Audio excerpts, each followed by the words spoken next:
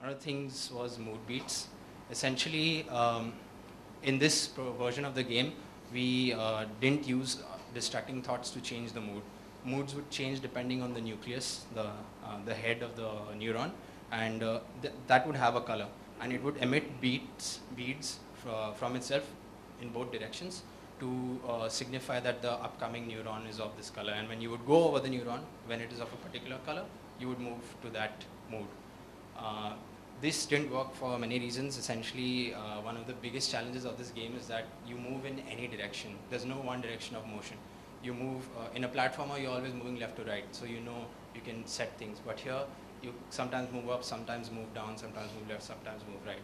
So the visibility, the amount of area you have to actually react to something as small as this was very small. And this meant that any such mechanic could not work. So we had to remove that. We also thought of having independent obstacles just moving around, which were not part of the neural spline.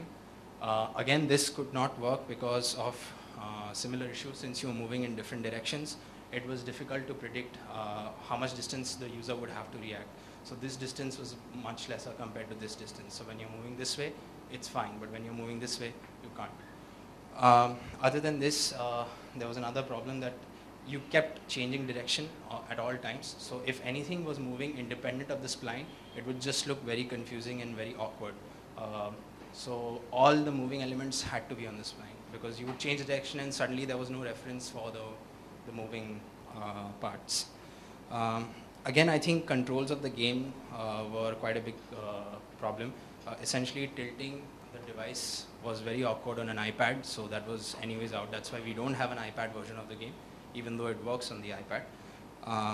Again, the controls of the game are slightly indirect. What that means is when you're moving along the spline, some of the turning is automatically assisted for you, and all you do is adjust the displacement of the thought along the normal, because that's the only way it can work. You can't control two things with the same tilt. So what happens is when you're moving along a direction, you would tilt naturally in that direction for a lot, and suddenly when you would move in a perpendicular direction, that same tilt would almost just throw you into the edge of the spline and eventually die. So it was a little tricky to fine-tune the controls, but we kind of got to a happy medium where we were okay with what we got. Again, I think the tutorial was another big failure of the game. We initially planned a text-only with images tutorial, and everyone thought that was very boring. So we scrapped that and we said, okay, it's an artsy game, let's try no tutorial. And then nobody knew what the hell was happening. So then we did an event-based text tutorial, which was interactive, but nobody bothers reading it anyway, and they're like, kya chal raha hai, kya chal raha hai? So that's the audio of the game, music and sound effects were well received, and we generally got very good reviews for the music.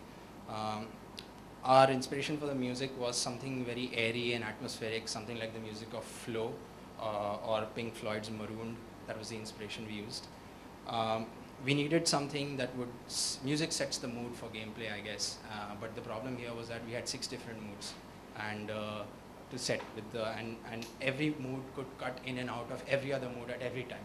So that was and all of it had to loop perfectly. So that was a bit of a challenge to do.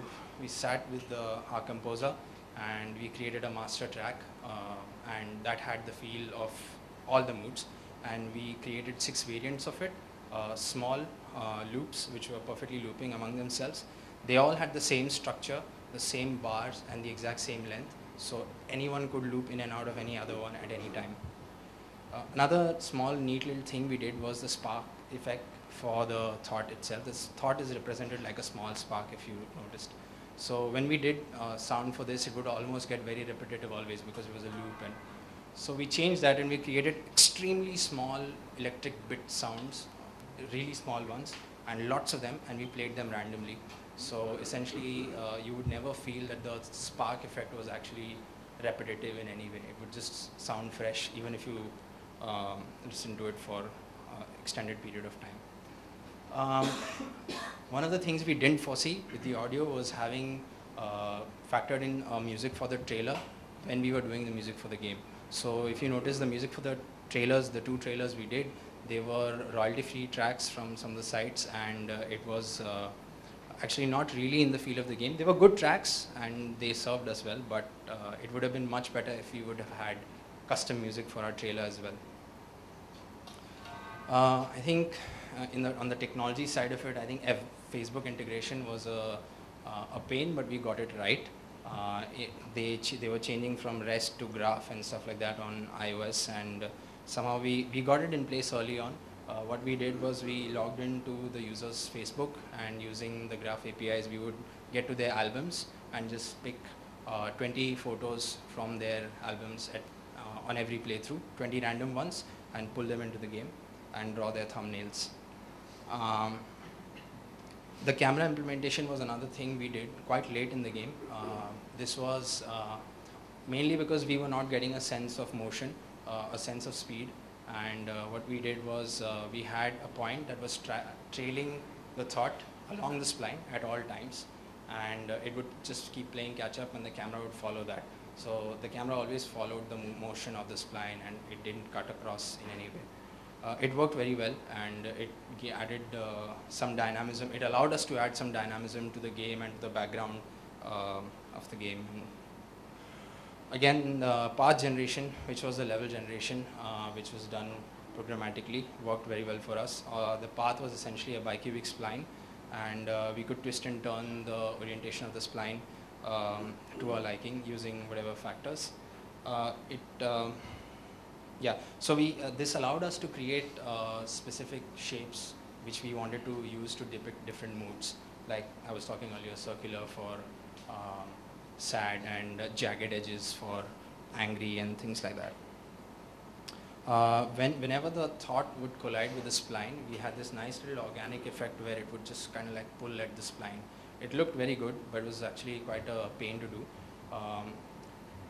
The problem was whenever the spline would collide with the thought, all the polygons on the spline would just scrunch together very close and collision would stop happening. So essentially we created parallel splines along the main spline, which would actually detect collision. They were always at the amplitude at which the thought was colliding, and so that way we could fake that effect, but it looked good. Another thing we got right for the game was early on we had an interface which allowed us to tweak parameters for the difficulty and for the AI and stuff like that. This was extremely important because without this we would never be able to fine-tune hundreds of factors which we ended up with towards the end, and a lot of those factors didn't directly control what we wanted to control, and so there was a lot of trial and error, and if we didn't have such an interface, this game would not have been possible. Yeah, so I spoke to you guys about the early prototype which we had, and the problem with this was that it was just not performing even on the newer end devices. It was very slow and laggy, and that was one of our failures because we failed to actually check the performance of these things early on when the intern was working on the prototype. So by the time he finished and he moved out, we had a prototype which was worthless for us because we had to start all over again. Again, I spoke a little bit about this. Most of our factors which we were controlling, the AI and the difficulty, they were related to the spline, and so we couldn't directly control what exactly we wanted to do. So I think that made our job of tweaking the AI very difficult, and I still don't know if we got it right, but it was the best we could do. Yeah, another problem was that this runtime generation of the levels of the path was very heavy, and it only worked on the newer gen phones at the time. I think it was 3GS. Nothing below 3GS was supported, and because it was just too slow. On the art side, I think from the very beginning, we had planned to use colors and music to depict the moods. So for colors, we knew we had 6 moods and 6 colors. We knew we had to create every color which would be visible and good looking on every other color. And this is how the artwork evolved. It was quite shit at the beginning, and it's okay to look at now. And we also implemented a fake particle system. It's not really a particle system in the background. There are really small sprite animations that are happening at all times. This made the background.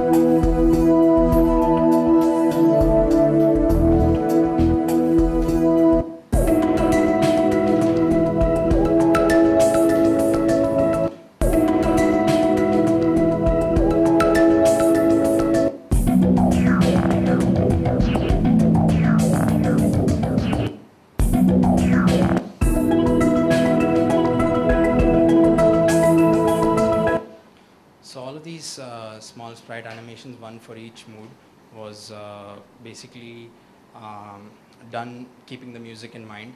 And they were very small, so they were very fast. They didn't take any resources, and they added a bit of character to the game, a bit of dynamism in the background. Um, Apart from this, we created depth in the game because it was the mind, and it needed to feel like it was infinite and endless. So we, along the spline, we used darkening and transparency to fake the disappearing of the spline in a way that it felt like it was always going deeper and deeper into the mind. And we implemented, we used context free to generate these shapes, these neuron-like shapes, and we stitched them together in Photoshop and created huge tiles. I think they were 1024 by 1024. And we would always have a grid of 2 by 2 of these tiles drawing in whatever direction we were moving in. In the worst case, we would be seeing 4 tiles at a time. And behind that, we had another tileable texture, this bubbly kind of blue texture. And this one and the one in front of that were moving in parallax to create a fake feeling of depth. One of the failures of our art was that we had a very unconventional UI. People wouldn't know when the menu system was over and the game started. And we couldn't use conventional 3, 2, 1 go kind of things because essentially the game's feel would just get ruined. So we just stuck with it, although a lot of people have a problem when the game starts, they don't know, "Arey, chalu ho gaya." Again, I think we had a very weird trailer. People liked it, but they didn't know what the game was at the end of it. So I think we should have been a little more expressive about the gameplay in our trailer, but it was difficult to do because since it was completely tilt-based. There were a lot more things we wanted to do with the game, but we couldn't do because of constraints in budgets and time and things like that. One of the things we toyed around with or spoke about extensively was contextual memories. We wanted whatever you enter in as your thought, we wanted our algorithm to be able to pick out memories from your Facebook or wherever related to whatever you've entered. But obviously that was just not possible. And we also had this idea of a universal mind, which was actually quite interesting. What that would do is it would take every single person who's played the games, whatever thoughts they enter into the game, and populate it on a global, on a map we would create on a website somewhere. And it would be coded according to the mood they were in. And you could see wherever in the world what people were thinking, what moods they were in. The idea was that maybe we would be able to spot trends among what people were thinking, and maybe some similarities in different parts of the globe. People were thinking the same thing or something like that. So both these things we couldn't include in the game. We spent almost 18 man-months roughly on this game. The major team was 4. I've forgotten to include another intern there, another intern designer, which I spoke about, Anirudh. And so it didn't do very well. We had around 4,705 sales so far, and we made around $3,293 in revenue. There are very small bars here which you can't see because they are probably 2,323 sales compared to the 3,500 we did there. So most of our sales happened when we got featured on Touch Arcade. We got featured on Touch Arcade in a piece which spoke about interesting games that got quashed by big games like Infinity Blade and stuff like that around the holiday season. We made the mistake of launching this game around the holiday season. And but luckily we got a feature, and then we got a review on Touch Arcade, and then we got featured in Germany and some other countries in Europe, and we had a huge spike of sales that time. And then we got to the #1 paid app in those countries. And we got very good reviews for music and originality of the idea. We also won a Best Original Idea at a games festival in Spain. It's called Hoplay. And yeah, that's about it. Thank you. And if you guys have any questions,